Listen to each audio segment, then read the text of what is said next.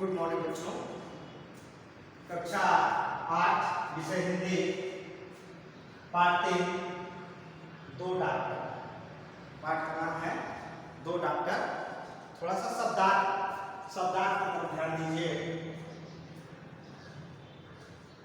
यहाँ देखिए doctor, doctor का मतलब होता है चिकित्सक।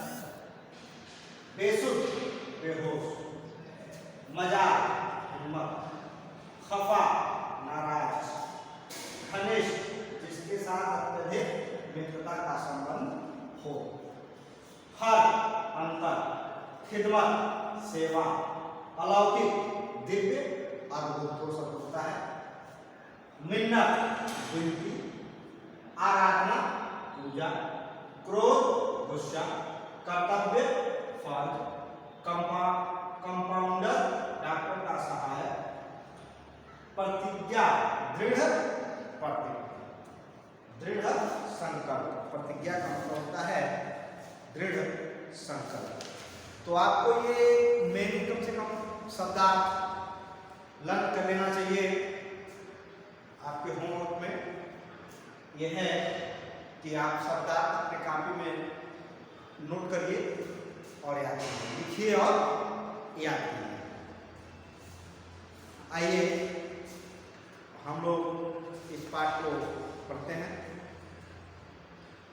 दो डॉक्टर थे, दोनों एक ही कॉलेज में पढ़े थे।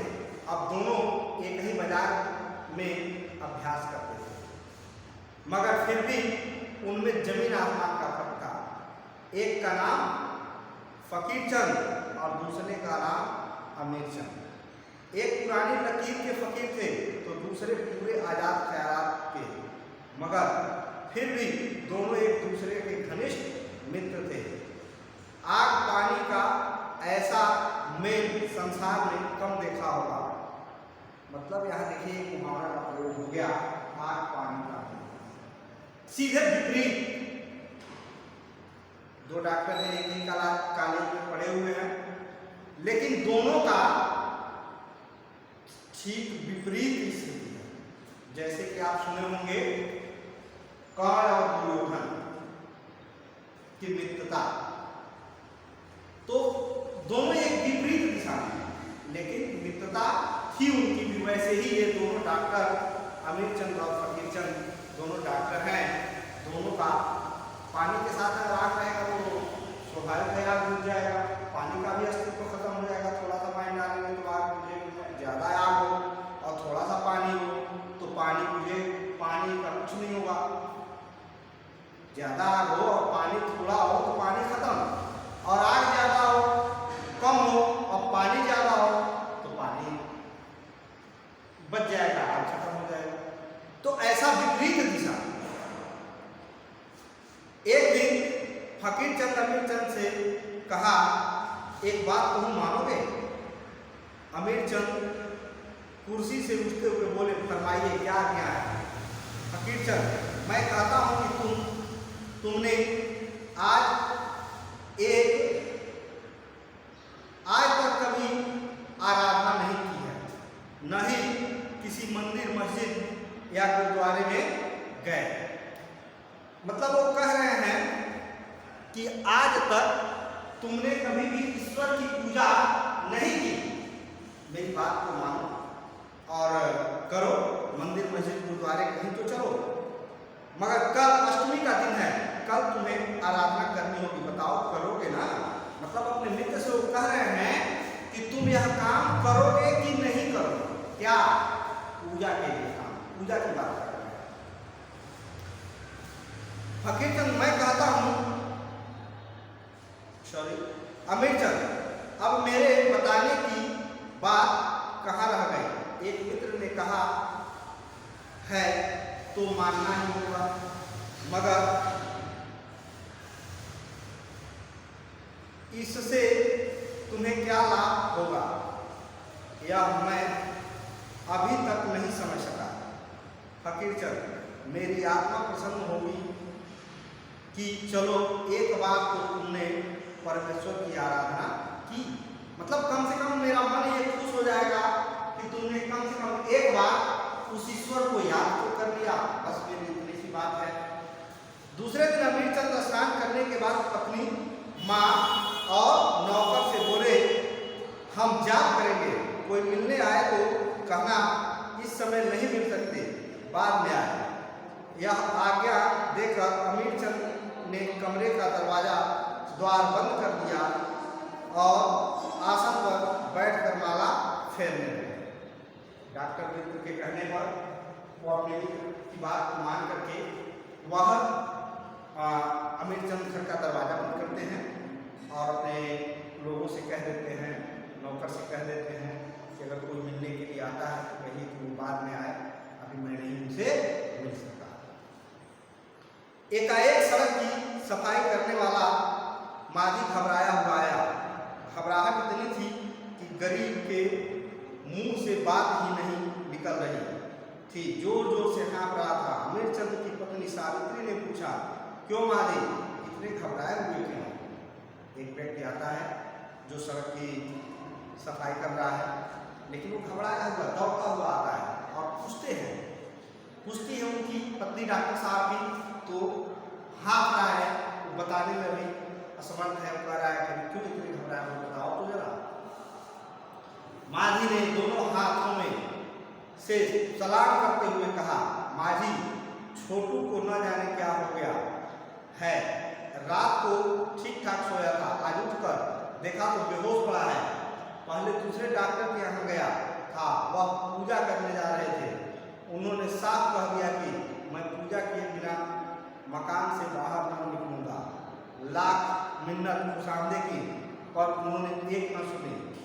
अब यहाँ बड़ी उम्मीद लेकर आया हूँ, डॉक्टर साहब कहाँ हैं? देखिए, एक व्यक्ति के पास, एक पहले डॉक्टर के पास अमीरचंद के पास आते हैं बाद में, तो अमीरचंद के यहाँ की स्थिति हो, भी दरवाजा बंद कर दिए हैं। अब पहले गरीबचंद के यहाँ गए थे तो उन्होंने मना कर दिया कि मैं पूजा कर रहा हूँ। तो इन डॉक्टर के यहाँ आए हैं बड़ी उम्मीद के साथ। गरीब व्यक्ति है, कहता है कि मैं बड़ी उम्मीद के साथ आया हूँ आपके यहाँ।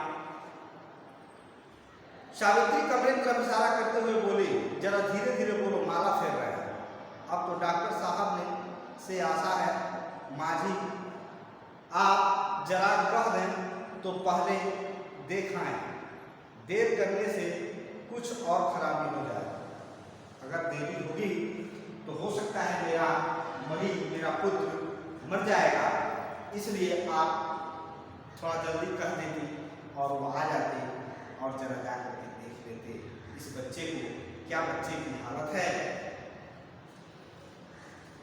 माझी जानता था इस समय डॉक्टर साहब को बुलाना ठीक नहीं, बड़े खफा होंगे, मगर वह पिता था और अपना बेटा, वह उठकर गया और धीरे से दरवाजा को धकेल कर खोला, फिर डरते डरते विनती भाव से बोला, डॉक्टर साहब। देखिए, वो माला कर रहे हैं, थोड़ा सा छूट गया तो जब तक डॉक्टर साहब से आशा है माझी आप भी जाके कुछ कह दें, तो जाते हैं, कहने जाती हैं और पहले देखना है, देरी करने से कुछ खराबी हो जाएगी। तुम बैठो, माला फेर कर निकले तो ले जाना, तुम बैठ जाओ। ऐसा है कि तुम यहाँ पर बैठ जाओ और बैठ करके तुम थोड़ा सा इंतजार कर लो, किनका? डॉक्टर साहब का। और अभी वो अगर आते हैं, माला फेर के वापस आते हैं, तो तुम बुला के लेके जाना। माझी जानता था। माझी धूप में बैठ गया और इंतजार करने लगा। उसकी आंखें दरवाजे पर जमी थी। कहाँ जमी है? दरवाजे के ऊपर, कि अब खुल रहा है दरवाजा, कि कब खुल रहा है। खुलते ही मैं उनको अपनी बात बताऊंगा और उनको बुला करके अपने साथ लेके मैं चला जाऊंगा। माझी जानता था डॉक्टर साहब को बुलाना ठीक नहीं है, बड़े खफा होंगे, मगर वो पिता था और बेटा बेसुध पड़ा था। उसके लिए एक एक क्षण, एक एक साल के से भी बढ़कर था, एक एक पल उसके लिए कष्टकारी था। वह उठ कर गया और धीरे से दरवाजे को धकेल कर खोला। फिर डरते डरते विनती भाव से बोला, डॉक्टर साहब ने मुंह से जवाब न दिया, केवल खांस कर रह गए। मगर माझी से इतनी बुद्धि कहाँ थी कि इशारे का मतलब समझता। वह दरवाजे के और भी पास सरक आया और बोला, डॉक्टर साहब की आंखें क्रोध से लाल हो गई। उन्होंने क्रोधित होकर कहा, क्या है? क्या किसी ने तुमसे कहा नहीं कि हम माला फेर रहे हैं? क्या तुमको किसी ने रोका नहीं कि मैं माला फेर रहा हूं और तुम आकर के बैठ गए दरवाजे पर, बुला रहे हो मुझे बार बार? क्यों? माझी थोड़ा कांपते हुए स्वर में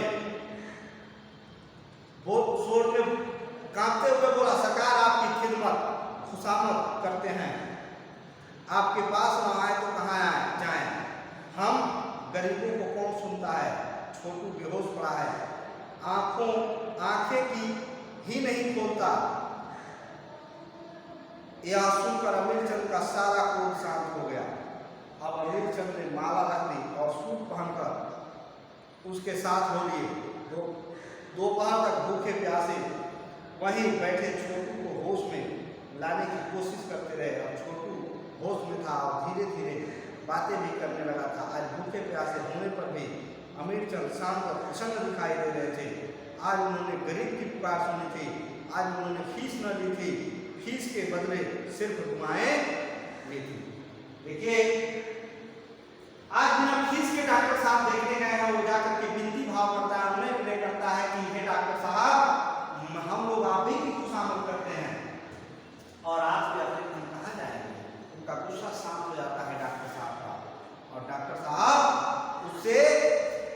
उसके बच्चे के पास जाते हैं, सूट पहन करके वहां बैठ जाते हैं। और जब तक बिना भूख प्यास लगी हुई है, लेकिन फिर भी बच्चे को होश में लाने का काम करना है।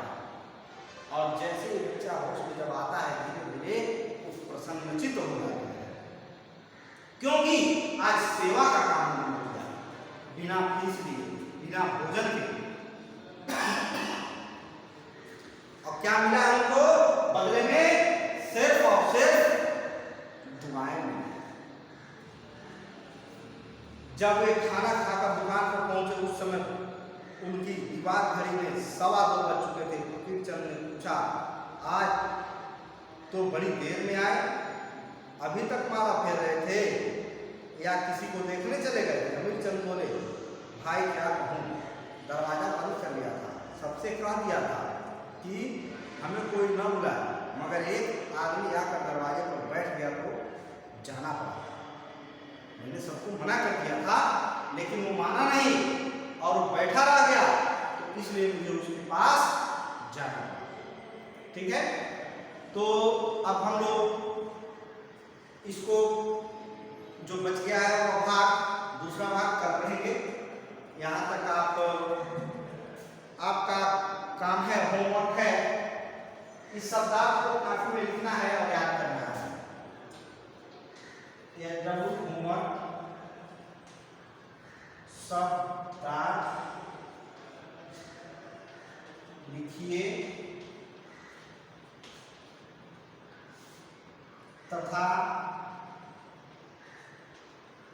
याद कीजिए।